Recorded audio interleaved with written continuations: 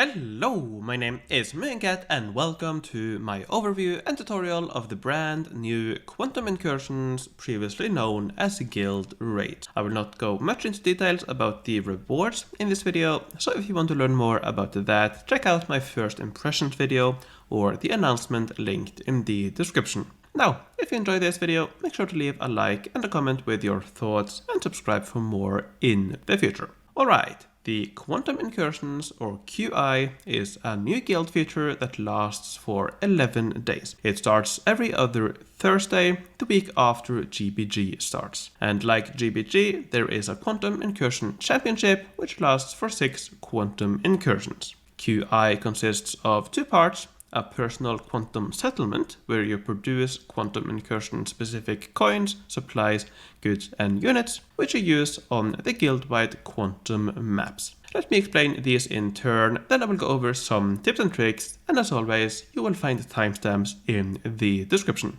The settlement is based on Iron Age buildings. For now at least, there will likely be other ages added later on, but the buildings do not work the same as regular buildings. The residential and production buildings both have 10-hour fixed productions, while the military and goods buildings produce unattached units and goods instantly at the expense of settlement coins and supplies. This means that there is never a need for more than one of each military goods building, but more on that later. At the start of each quantum incursion, you need to choose the 2 military units and goods buildings you want to use. I will go over my recommendations in a minute. To increase your coins and supply productions, you can build culture buildings for happiness, or Euphoria as it's called here. There are more production modifiers than in your main city, for up to a total of 1.5 increase in production at 200% Euphoria. Lastly, you have decoration buildings that actually cost Euphoria, but give you attack boosts specific for the quantum map. Now, for each quantum incursion, every 2 weeks, your settlement is reset, including the expansions you buy. There are 2 ways to buy expansions, either with quantum shards, a new currency, or goods you produce in the settlement. You start each new championship with some quantum shards, but then they carry over from each quantum incursion within that championship. You can win quantum shards in the quantum pass or by spending diamonds. More on the quantum pass and rewards later on.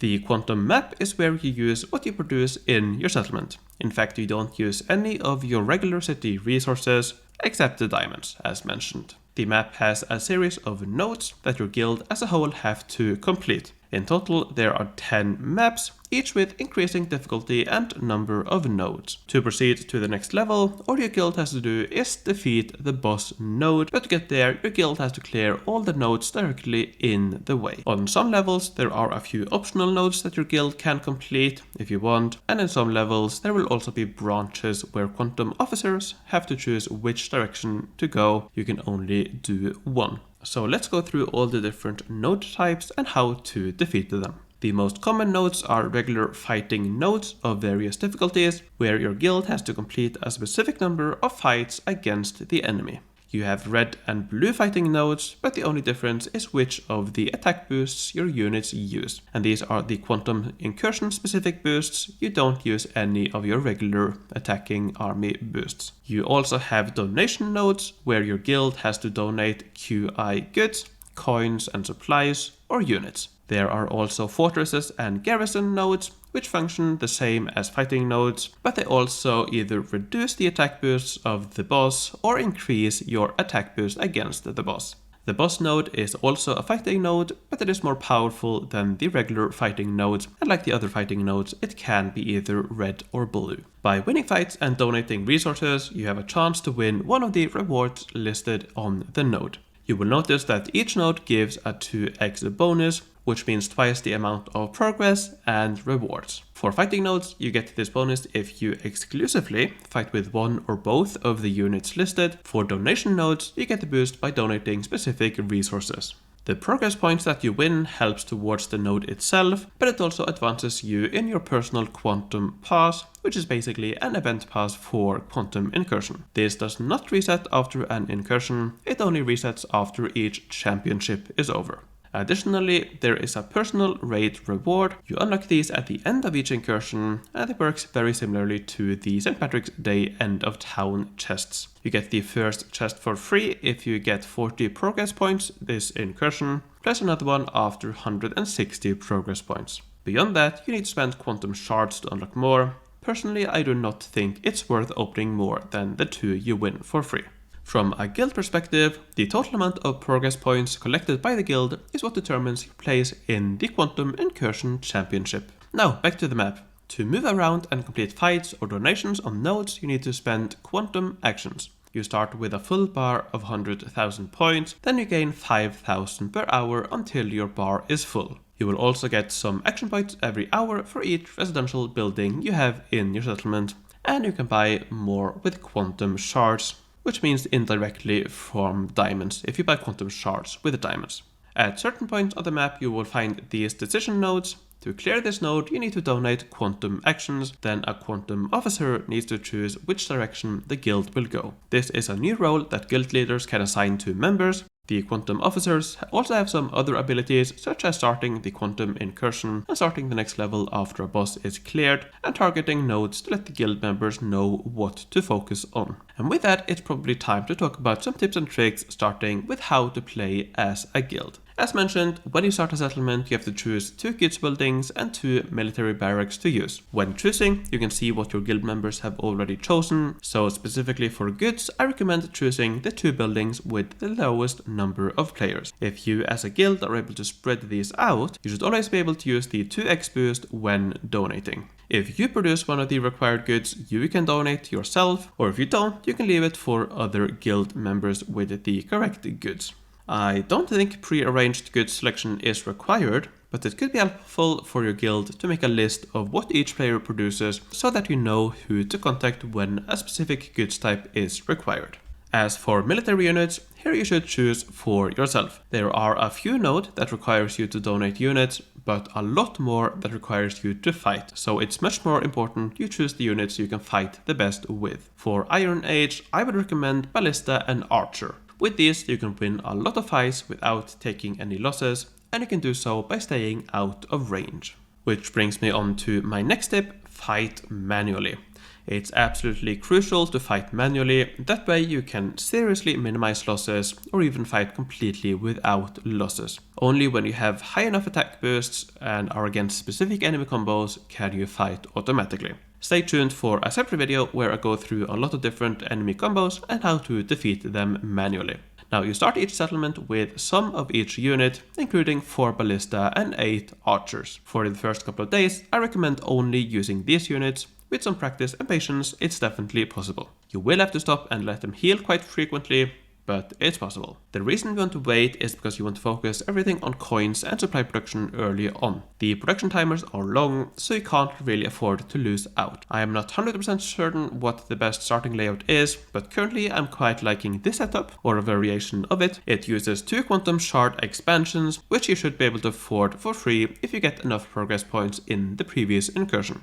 You should place these 2 expansions on tiles without impediments. It doesn't really matter where, as we will be placing amphitheaters which do not require roads. In this layout I have 3 of those in total, which is enough for 200% Euphoria with 4 roof tile houses. With the population from those, you can fit in 8 butchers in the remaining space. Then in 10 hours it's time to start replacing. I don't know yet precisely what the best order is, but your end goal should be to have villas, goat farms and triumphal arc. You will have to build yourself up slowly, alternating between upgrading production, residential or cultural buildings. In this example, I first replaced 2 butchers with a tailor, then I got a villa, and made sure I did the next collection before it finished constructing to keep collecting with a 200% Euphoria bonus. From that collection I built a triumphal arc, which allowed me to collect again with 200% Euphoria bonus the next collection. And it also allowed me to replace an amphitheater. And in this way you will continue to improve your productions. You will have to experiment with what works best for you, but focusing on coins and supplies in the beginning is key. After a couple of collections, I recommend building both an archer and ballista barrack to produce one batch of each, or perhaps even more. With these units, you'll be able to fight much more easily, and you can afford to take some more damage before stopping to let your units heal.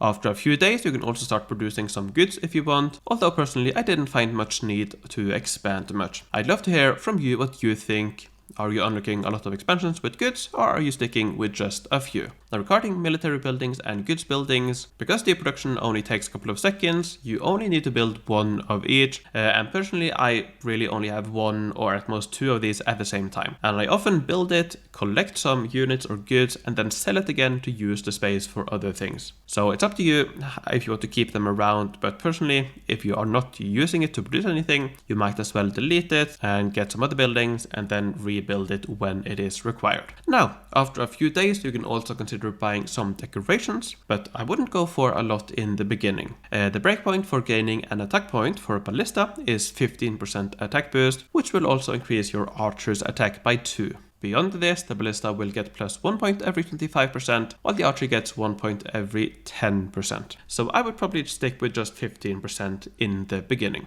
Now, what type of decoration or which attack boost should you buy? I think this is something the guild should discuss.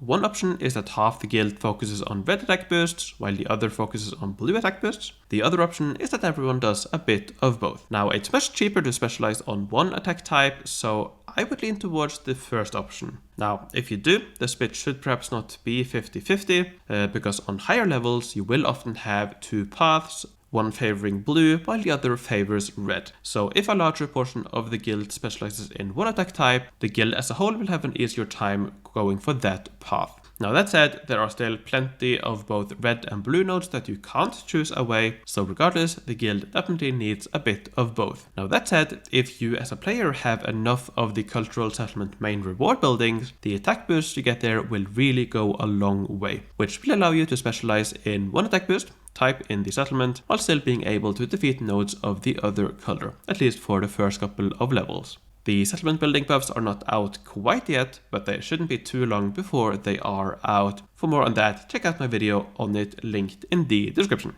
Another important aspect of guild cooperation is choosing which direction to go at junctions and what, if any, optional nodes you should clear. The optional nodes are usually fortresses and garrisons, so I think it's always worth going for them to help fight the boss. Even if you don't need it for the boss, you do still get the extra points and rewards by clearing it, so I think it's pretty much always worth doing so.